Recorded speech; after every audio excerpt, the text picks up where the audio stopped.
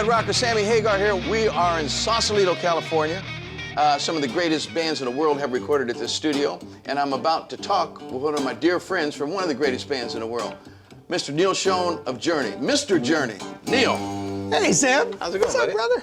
It's good to see you. We haven't seen each other for quite a while. I mean, we kind of stay in touch, but you and I have known each other since '72 or something, right? You're looking good, man. You're not looking Life's bad good yourself, for you. young man. Not quite.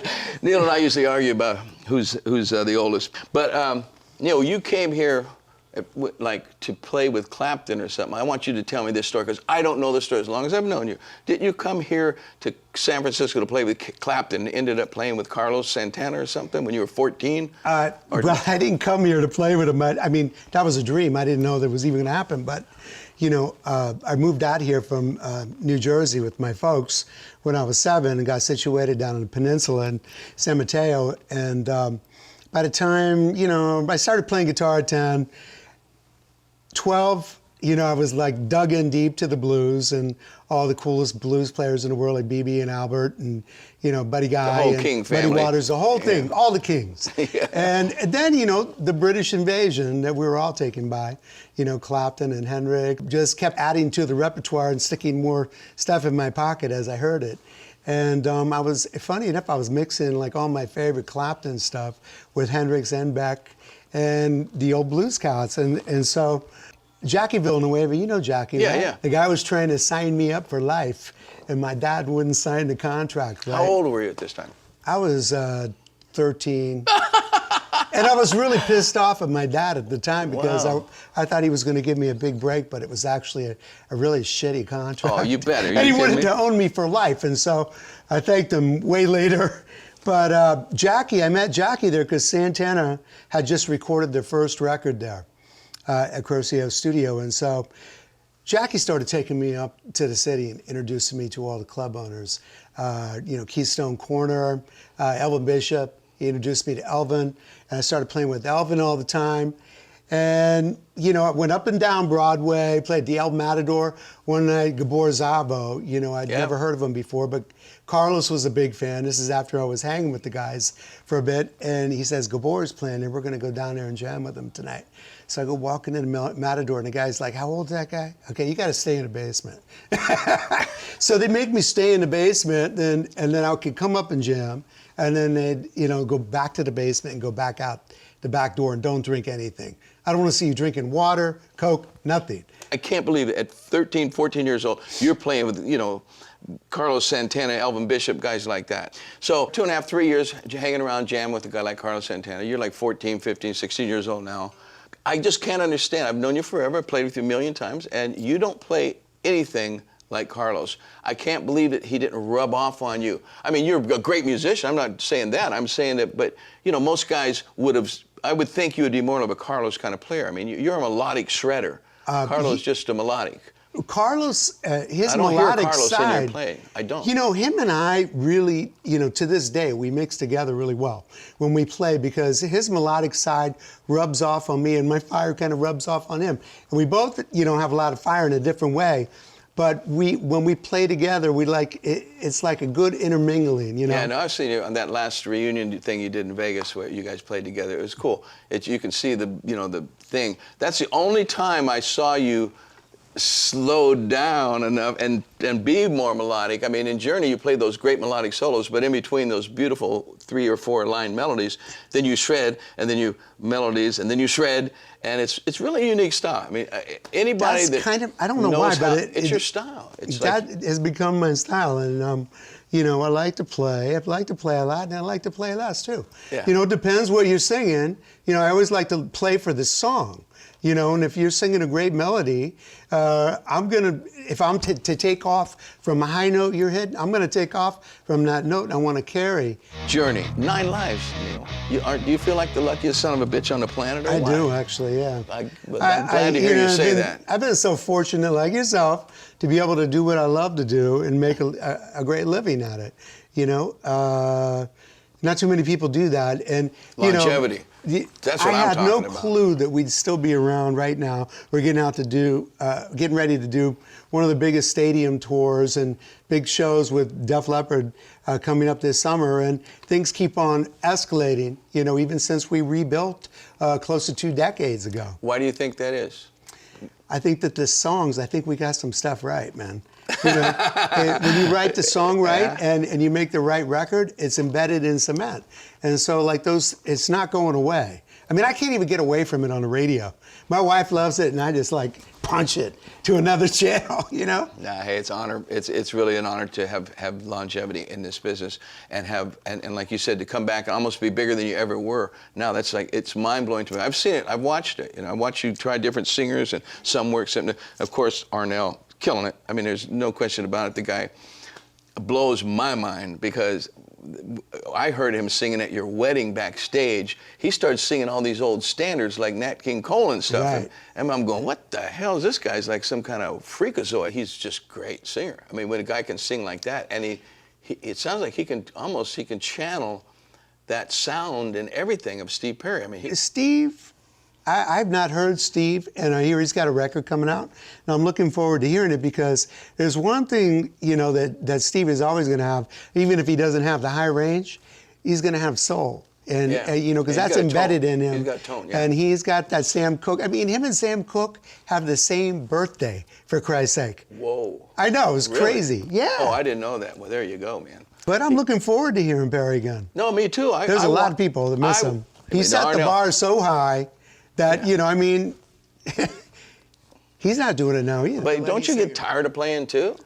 You know what? Once in a while, I just put it down and don't do any playing. The older, I'm not fucking spring chicken either. No, man. but you still play like a kid that's trying to make it. Yeah, That's well, that's what you remind me of. You remind me of some damn kid that's 19 years old saying, I'm going to make it. Also, I love playing music, man. guess I mean, so. it's the reason I did it wasn't to be a rock star or make a shitload of money. It's like, I love playing music. It's like a savior for me. It shows. Well, we could do a song or we could do this or that first. I have this little thing where I go this or that, but I'm afraid that you get kind of pissed off about this thing. And then you might not want to do the song with me. So my this or that question. So maybe we should do the song first. No, let's get you fired up. Okay. So just yes or no. I mean, just one or the other. Not like I don't need no explanation. Yeah. I don't want to say, well, yeah, well, maybe, but then, oh no, none of that shit, right? Okay, Neal, here it is. Band or solo? Both. There you go. See, this is talking to Neal Schon. It's fucking Pisces. This way, that way. No, I mean, I like both sides of the spectrum, but if you man. could only do one for the rest of your life. I would do band. Thank you. You're a band guy. You are a band guy. Yeah. Okay. Strat or Les Paul? Both. Okay, And this is never mind. neither. This is neither. Okay, now I'll get to the bottom of one of these. He'll come around. Watch this. Ferrari or Lamborghini? Lamborghini. Okay, Jeff Beck or Jimmy Page? Oh, fuck, man, See? both. See, you got to stop doing this shit. This is a real TV show, Neal. I know, but I'm Tell telling these you, people, I love Jimmy and I get off love the Jeff, fence. and I know them Of both. course we do. Of course we do. That's why it's a hard Jeff question. Beck is like, there's nobody like him in the universe, okay? Yeah, I see this is going to go nowhere. Okay, how about Joe Satriani or Eddie Van Halen? Oh, fuck, come on, man. See, look at him. He can't take the heat, Neal. I love them both. You are becoming really diplomatic in your old age. I do, 10 though. years ago, you would have blurted some shit out that would have pissed the other guy off. But okay, never mind. Steve, how about Steve Perry or Arnell? Okay, how about Carlos or Clapton? Carlos or Clapton? I love them both, man. Oh, my God. You know what? There's Here, no wait. better. Excuse me. Here, I don't think anybody's better than the other wait. person anymore. Here, anybody got any weed? Here. Roll this motherfucker up and ganja. A big spleef, man. Neal, I can't believe you did that. Okay, last question. Will there ever be a Journey reunion with Steve, do you think? I really can't say, but I know. I think that him and I will do something together. There you go. I don't think it's necessarily Journey, though. I think it'll be something that's more R&B based. I'm actually trying to get him over to Narda's, and I'd love to do a song, do one song with Narda and I, and he's gonna see what it's about, for real. Neal You know, we had the pleasure of playing this song on a record I made about 5 or 6 years ago, right? And you came in and tore it up, right? And so let's see if we can just play it like this. What do you think?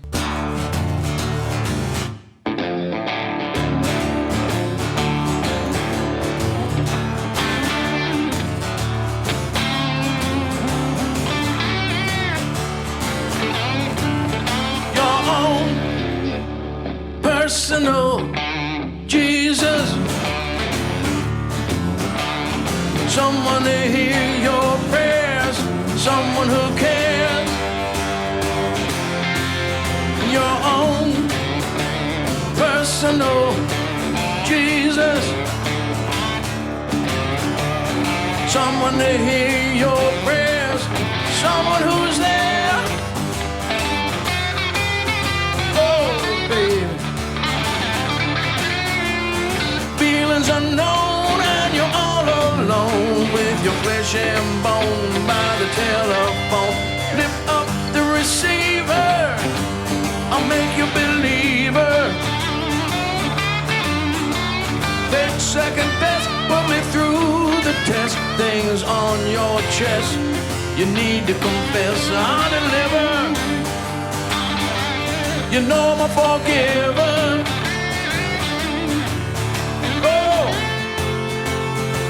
Trying to touch faith. Baby, come on. Reach out and touch faith. Your own personal Jesus. Someone to hear your prayers. Someone who's there. I'll be your own personal Jesus, someone to hear your prayers, someone who cares, baby. Oh, Lord, yeah. Well, reach out and touch faith.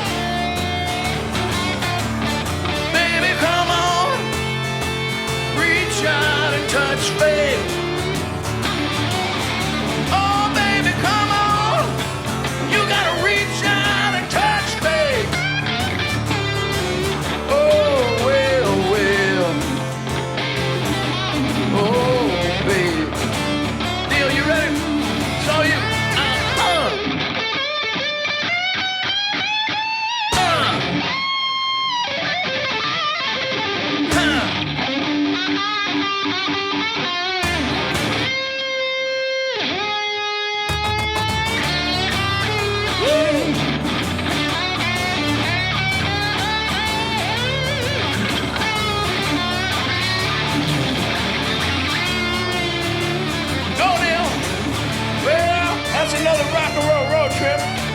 In the can, my buddy Neal, burning it on out, burning it on out.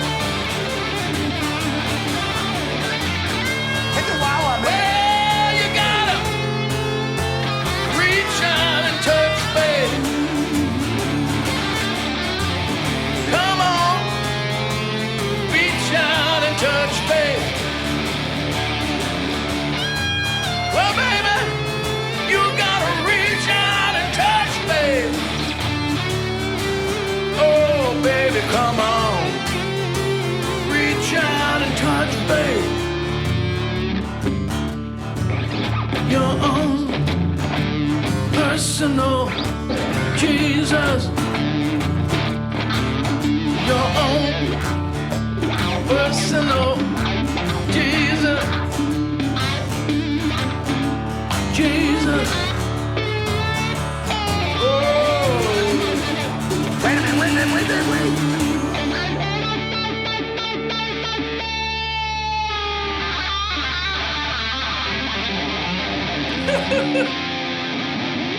Hey, standing next to him out. Neal, I love you, man. There he is. That's Neal Schon. I finally exposed him for what he is, a bad mother.